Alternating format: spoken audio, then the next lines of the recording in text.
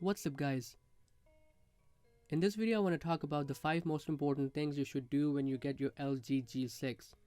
The first thing I would highly recommend is go through the pre-installed applications in the app drawer and look for the ones you do not want or need. These applications only take up more storage and memory, running continuously in the background, and will also reduce the battery life of your phone. The way I do this is I add all applications I do not need to a folder on the home screen and I uninstall them one by one. You can block the ones you cannot uninstall. From the home screen, just long press the application and drag it to the top left side to uninstall it. Some applications cannot be uninstalled but can be disabled. To do this, go to Settings, go to the General tab and click on Applications. Now my phone comes pre-installed with Lockout security application that I do not need. To disable it, I will simply look for it in the Applications menu. Now since there is no uninstall option, I can disable the app. In the app info, I can see how much storage, memory and battery this application is taking up. Uninstalling an application is pretty handy as you will save a little bit of battery life, a little bit of memory and storage. The second thing I would recommend is transfer all your data from your old Android phone to the new one. The LG G6 comes pre-installed with LG Mobile Switch application. I have a separate video in which I have explained that application in detail. How to use it, what to expect, what can you transfer using it. It's a very nice software. I personally used it to transfer my data. I would highly recommend you check out that video on the side. Also at this point, set up your Google account and fingerprint for security purposes. To set up the Google account, go to Settings, General, Accounts and Sync. Here you can set up and sync all your other accounts as well using Twitter, Facebook, Instagram, OneDrive or whatever you guys use. Third thing I would recommend is customizing your phone. The main strength of Android comes from its capacity to fully customize it. The stock launcher that you have on the G6 has a few customizable options, but it's not like the Nova or the Apex launcher on the Google Play Store, which are fully customizable. In the stock launcher you can add or delete pages.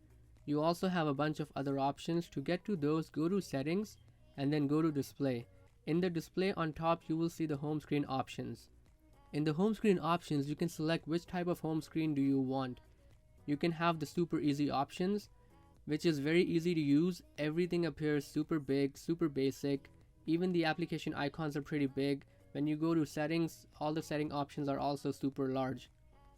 The second option that you have would be using the home screen without the application drawer, just like you would on an iPhone. So all your applications are going to be on the home screen with a ton of home screens, and you can scroll through all of them just like you would on an iPhone without having an application drawer. You can see how many home screens I have, and personally I don't like this setup. The third option you have for the home screen is the regular home screen with the app drawer. You can also long press any application shortcut and a paintbrush edit mark appears on it. Clicking it gives you the option to change the icon image. I think this is a cool feature that LG has included on this phone. I would recommend using a third-party launcher. My personal favorite is Nova Launcher. I've been using the Prime version, which is the paid version, for many years. It's fully customizable, has a ton of features, runs very smooth even on old Android devices. Even the free version of Nova Launcher has a ton of features, and I would highly recommend you guys check it out. There are a few other customizable options I want to talk about. One of them is Smart Settings. You can find them in the General tab in the Settings.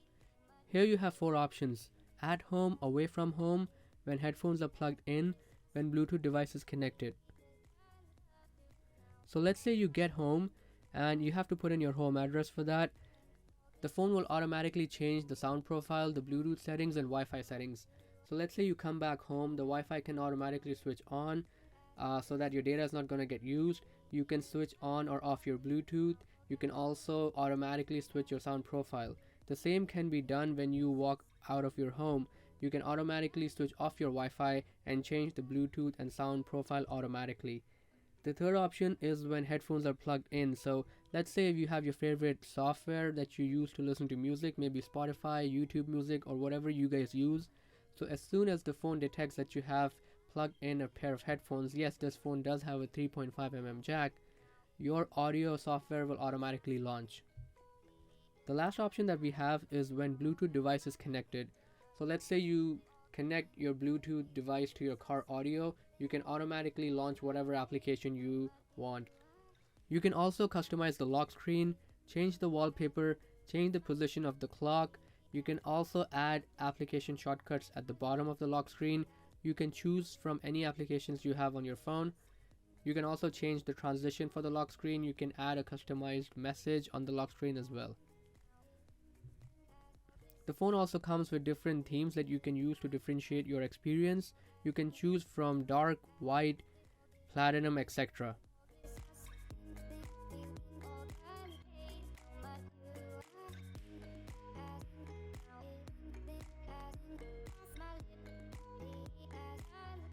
You can edit the home screen buttons as well. This gives you the option to add more buttons or change the order of the home buttons at the bottom. You can add notification, capture, or queue slide to the home buttons. And you can change the order of the buttons as you please. The queue slide apps are available on the G6, but for some reason they're missing the calculator app.